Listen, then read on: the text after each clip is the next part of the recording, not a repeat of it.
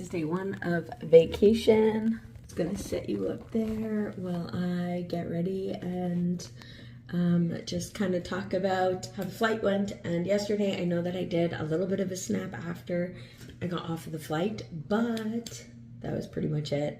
I came back here. We went and dropped off my sister and then my niece and nephew with my auntie, and then like at my auntie's house, and then I came to stay here at my dad's. I don't know if I'm going to be staying here the full time.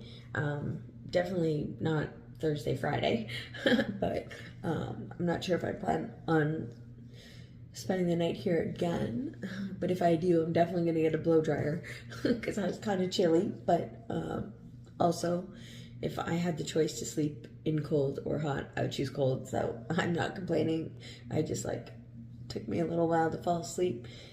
Anyway, I am grateful for that plane ride. Normally I just sleep on the plane, before it even takes off. Sometimes I do try to stay awake for the takeoff because I do enjoy that, especially when the plane kind of goes over to the side and you get the sky view of everything below you.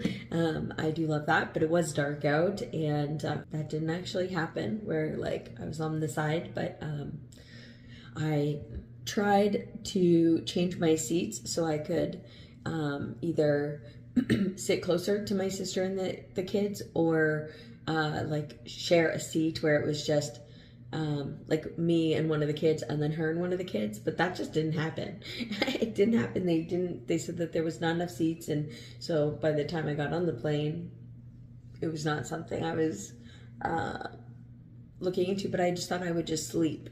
Anyways, I had beside me somebody who was Roman Catholic and somebody who was Muslim, and then me, I'm very spiritual, but I'm not religious. And the whole plane ride, not the whole plane ride, but the stewardess asked me if I wanted cookies or pretzels, and I had said pretzels, but then asked the women. Anyway, she forgot about my pretzels, and I was like, oh, excuse me, can I get those pretzels? I usually don't even eat them all the time on the plane. I actually save them for later, but I do love them. Anyway, so then she's like, oh, because I forgot about you, you get two. So then I gave one to the lady beside me, and she was just so grateful. She made a little footrest with basically a footrest hammock with a scarf around the tray table. And I was fascinated by it. When I seen that, I was like, yo, this is amazing. This is going to change my life. And so anyways, I gave her some of my pretzels. She's like, okay, well, now you got to share my footrest. I'm like, no. I'm not going to share it. It is made for one person. But I was just she was just so sweet, so kind, so you just feel literally giving Mother Teresa vibes. That's the energy I could feel from her. And not necessarily right away, but as the conversation kind of moved along, I was like, that's the energy I got from her. And the other woman, I literally, same, it's they gave very much similar energies. Anyways, they were just such good humans. Anyway, so then we just talked about religion, and we talked about some of the harder questions of religion, and it was insane how much the Quran compared to the Bible, how much of that is very similar. And it's interesting because even though I literally feel like I'm barely getting ready, but give me a second. It was so interesting because the things that I don't support that are said in these religious books, it was interesting because we were just about to land, so less than 20 minutes, and I pretty much I listened, and it was just fascinating to me how good these humans are, and how much both of them are just hardcore religious people. And I feel I'm spiritual. I just don't follow a book. It's interesting because this feels weird to say it, but it's true, is that when I pray, when I reach out to my spiritual roster, I pray to both of their gods.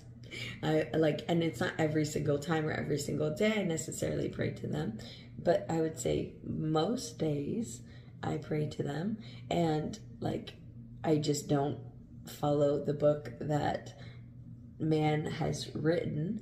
And it was a beautiful thing that one of them said was that Jesus did not write the Bible. That was written by a human. And it was interesting because it was just like, yes, that's what they follow and that's what they believe. However, they both had told me certain things in there that I'm just going to leave it at that because I don't want to open up a big religious door. I'm just saying, never was I going to expect to not only have those conversations on a plane, because you don't really talk about, like, well, I typically don't like go down those types of rabbit holes because it's not enjoyable for me. So, but for some reason, this whole conversation was very enjoyable for me.